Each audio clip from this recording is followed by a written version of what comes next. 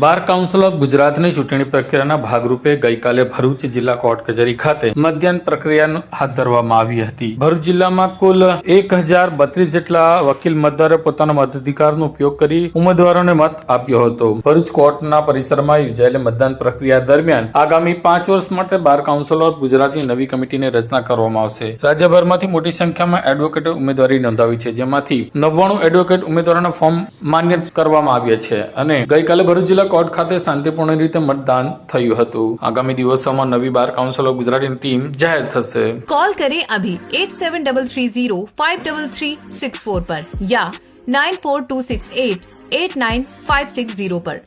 Himalaya enterprises, Jio mart digital Bharuch,